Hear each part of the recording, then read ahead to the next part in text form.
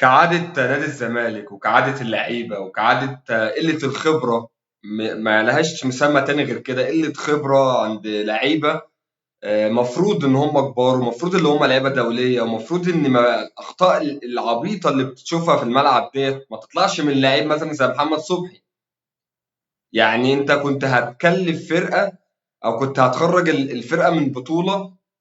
انت ما لازم تكسب البطولة. انت ما فيش ملهاش تاني، ملهاش حل تاني. انت عشان تطلع من الدوامة اللي انت فيها دي، انت لازم تكسب الكونفدرالية بأي شكل. خطأ غريب عجيب في وقت ملوش لازمة. كرة دخلت في الجون، خلاص يا عم سيب الكرة. سيب الكرة يا عم وخلي أي لاعب تاني يمسكها. أي ما ليه تمسكها أصلا؟ أنت بتمسك الكرة ليه؟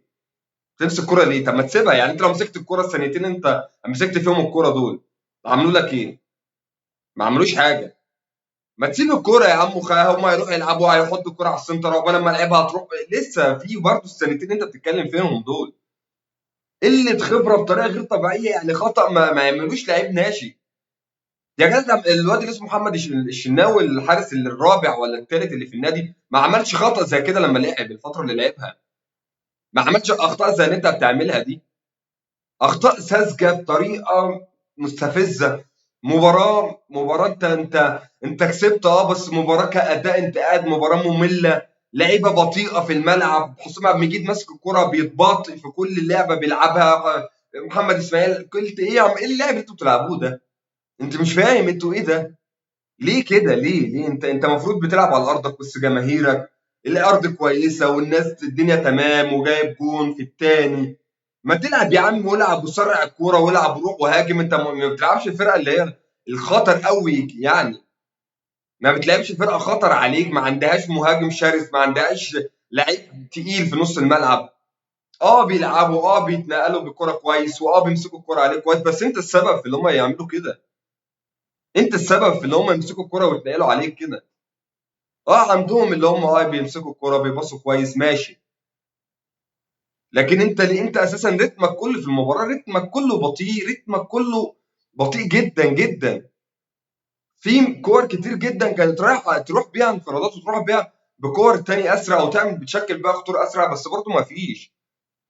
الشوط الاولاني انت كميه البطء اللي في التحضير غير طبيعي. غير طبيعي. مش فاهم في ايه، مش فاهم ليه. حتى صوت الجمهور مش طالع. مش عارف بقى هم قافلين عليهم المايك، الجمهور ساكت، مش عارف. انا مش عارف. مباراة انا بحمد ربنا ان هي خلصت باي طريقة. قسما بالله ربنا عالم الواحد كان قاعد عامل ازاي اخر 7 دقايق دول. اخر 7 دقايق انت خلاص بتشوف سيناريو. انت شايف ان الزمالك خارج خلاص. انت السيناريو اللي جاي في دماغك هيخرج. هيخرج خلاص. ما فيش اي كرة، اي تسديدة على المرمى جون، اي تسديدة.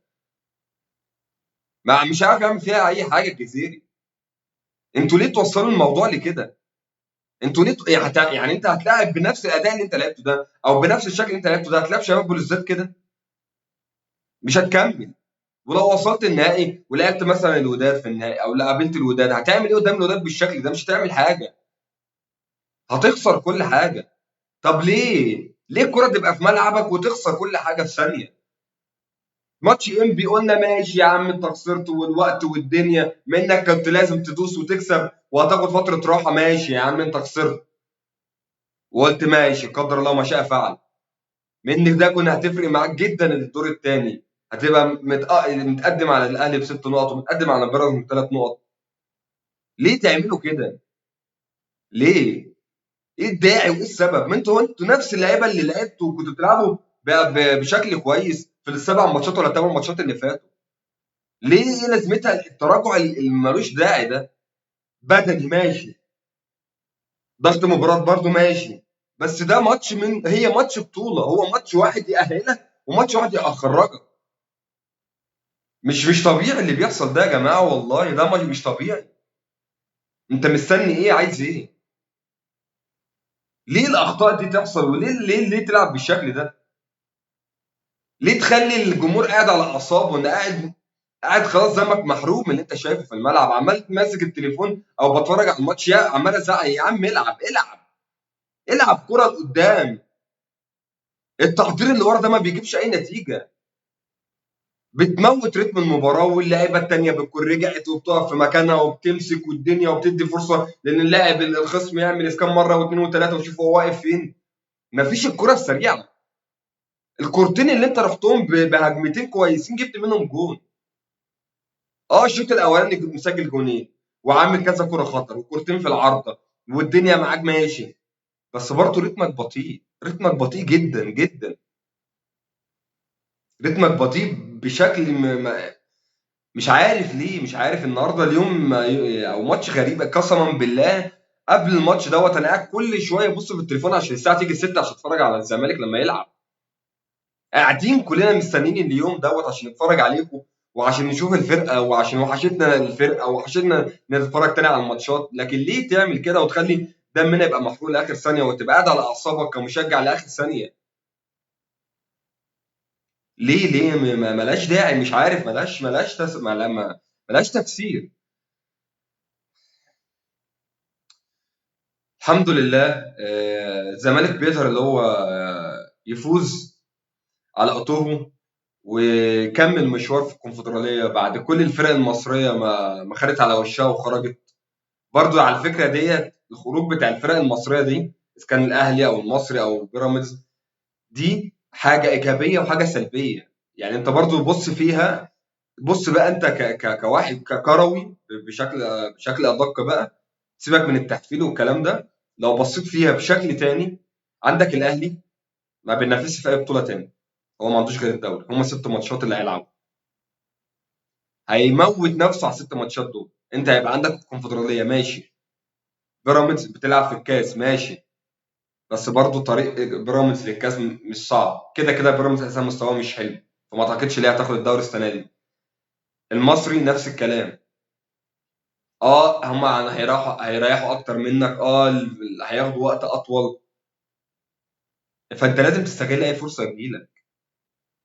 الهجمات اللي بتضيع دي ملاش مش عارف هتعمل لها ايه، هتجيب مين، هتعمل ايه تاني. سيف الجزيري جات له انفراد ضيع كوره زي ما انتم شايفين كده. كذا كوره كذا كوره العودات الدباغ تضيع. مفيش لعيب في المباراه اقدر اقول اللي هو كويس او لافت الانتباه غير عبد الله السعيد الشوط الاولاني بس، عشان تحركاته وتسديداته على المرمى والجون اللي عمله. غير كده مفيش. ما توصلوش الموضوع مع الجمهور اللي هو خلاص. انت شايف الروح ماشيه ازاي والجروب عامل لكم عزومه وجايب الناس وبيلم الدنيا. خلاص بقى خلي الدنيا، خلي الجمهور وراكم. ما تخليش الجمهور يبقى قاعد في المدرج عمال ينتقد فيكم وعمال يعني يغلط ويعمل ويقعد يقول لك العب يا عم وخلي عندك. ما تخليش الجمهور توصل لكده. انت كنت ماشي كويس، كنت ماشي صح، كنت بتعمل حاجات كتير صح الفتره اللي فاتت. ملهاش لازمه بقى اللي انت المرحله اللي انت بتخش فيها دي. انا مش كل سنه هبقى كده. افوق فتره معينه او افوق وقت معين او افوق فتره قصيره وباقي الموسم اقع. كل موسم من الفرقه على كده. ده مش طبيعي. اللي بيحصل ده حاجه مش طبيعيه.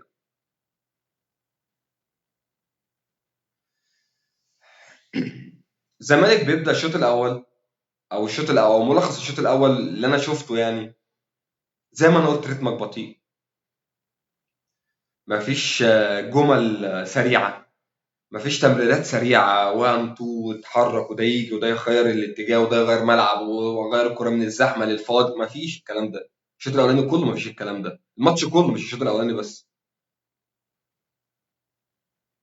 قدرت إن أنت تسجل هدفين والفرقة التانية بدأت تضغط وبدأ يبقى فيه مساحات. ما تستغل بقى الكلام ده كله. استغل مساحاتك، استغل اللعب بتاعك. لكن أنت إيه ده؟ أنا مش فاهم. محمد صبحي من بداية المباراة كل كرة بيشتتها برجله غلط. كل كرة بتطلع من رجله غلط. فالتحضير اللي وراه مش هيجيب لك نتيجه. انت ما بتلعبش فرقه جامده قوي،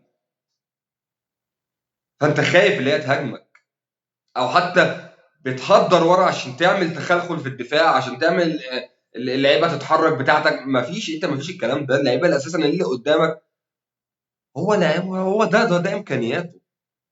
لو جيت بصيت على امكانياتك وامكانيات اوتوهو، انت احسن، انت اقوى.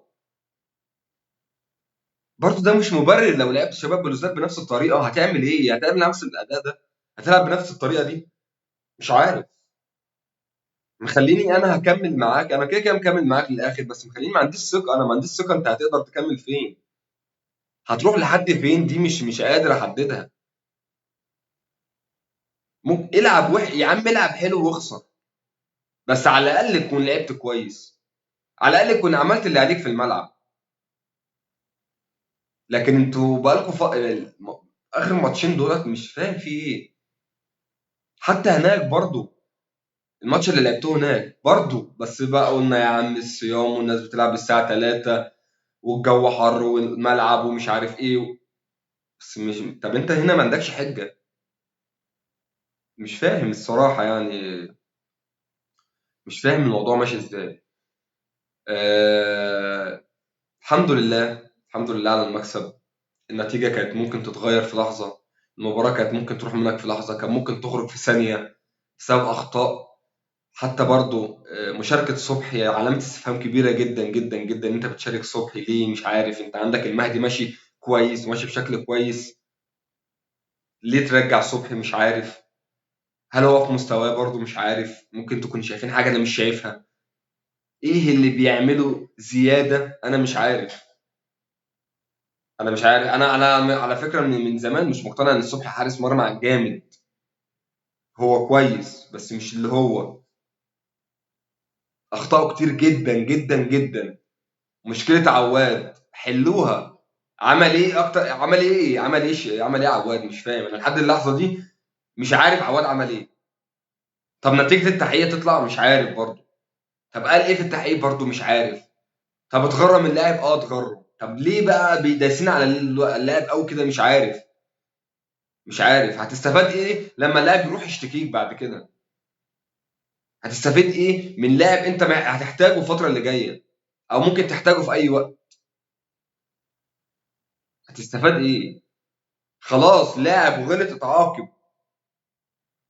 اصل هو ما رضاش يقعد على الدكه اللي مش عارف اللي بديله وخرج. ماشي يا عم عملوا مشكله طب ما عبد الله السعيد ما سافرش مع الفرقه؟ ما عملتش كل الهوليله دي مع ليه؟ وقفته بقى وحولته للتحقيق وعملت مش عارف ايه واستبعدته.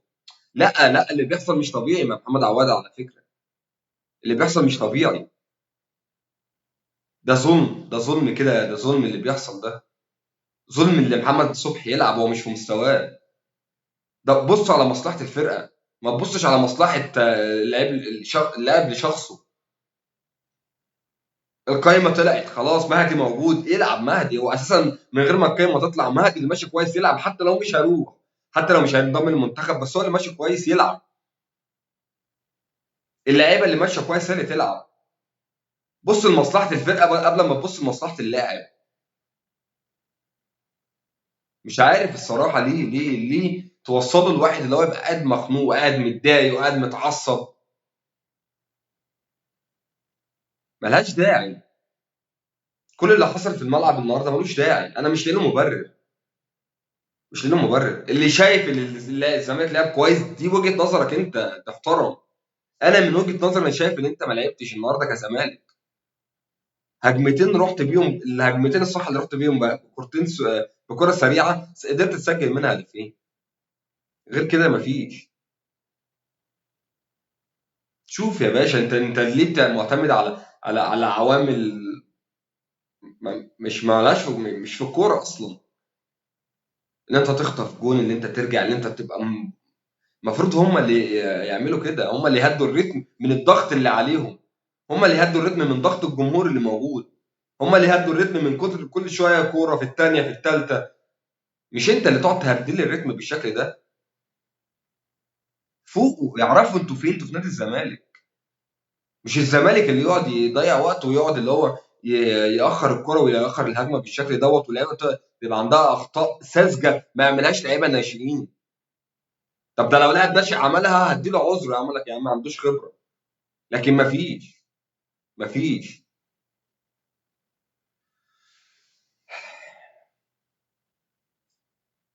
الواحد كان فرحان وفرحان ان الفرق المنافسه اللي معاك والفرق اللي بتصرف خرجت من البطولات اللي بتلعب فيها، وانت الوحيد اللي مكمل. وانت ليه تنكدوا على الواحد؟ انا مش عارف.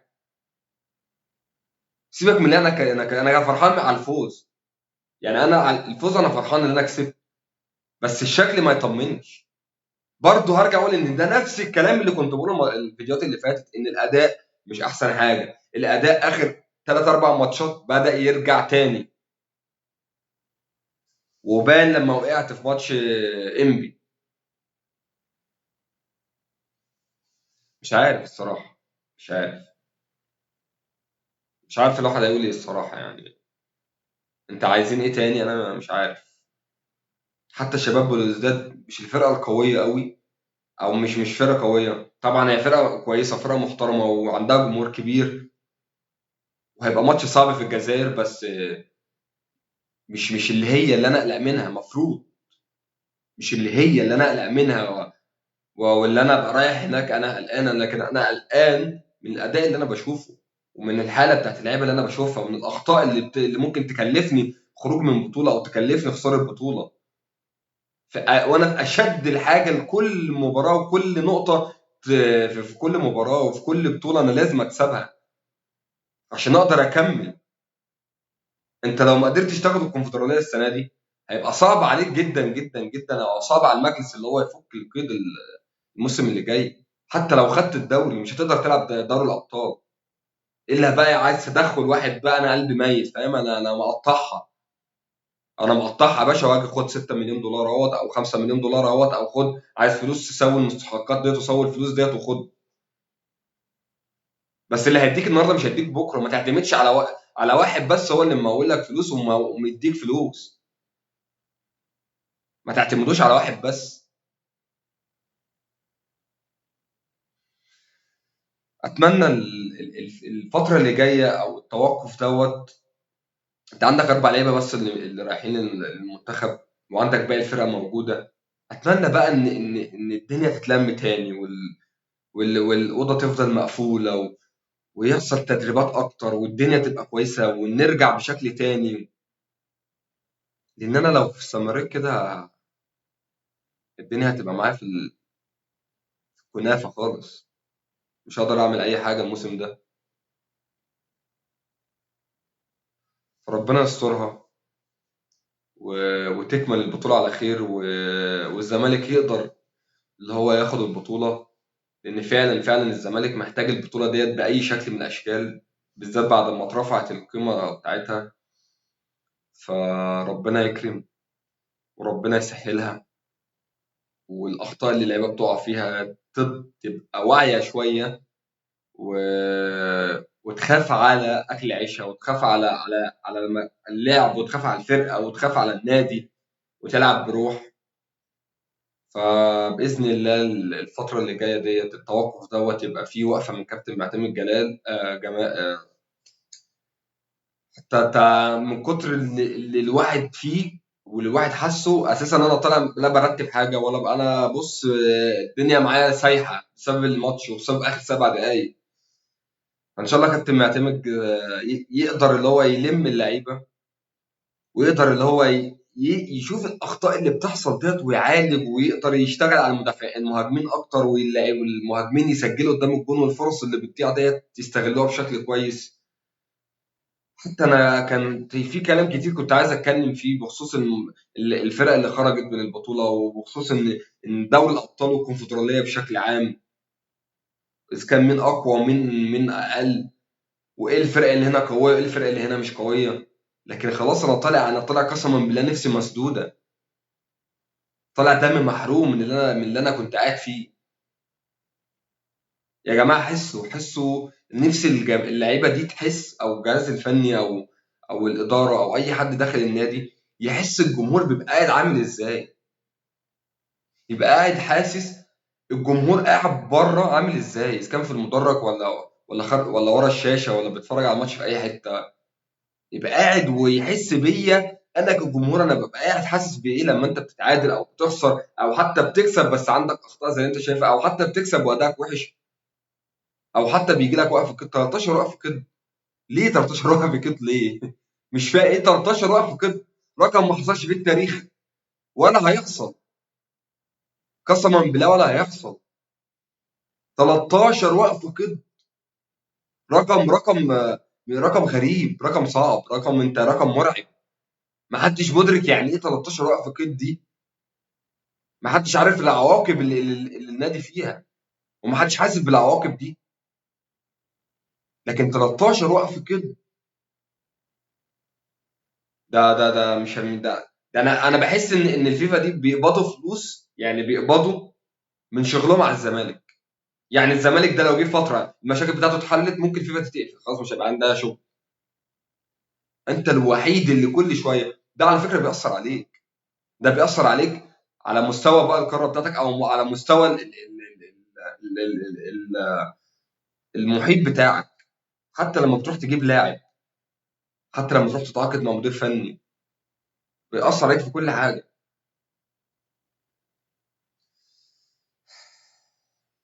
محدش عارف يقول ايه والله غير الحمد لله على المكسب. وبس انا الصراحه ما اتمتعتش كوره النهارده خالص. كنت قاعد، ربنا عالم الواحد كان قاعد ازاي، كان قاعد على اعصابه. ف فانا ما عنديش كلام تاني اقدر اتكلم فيه. حتى الكلام اللي انا كنت عايز اقوله مش قايله. حتى الكلمتين اللي كنت عايز اقولهم بخصوص دوري الابطال الكونفدراليه انا مش قايلهم. هيجي لهم وقت وهيتقالوا. ف... فالحمد لله على المكسب. السلام عليكم.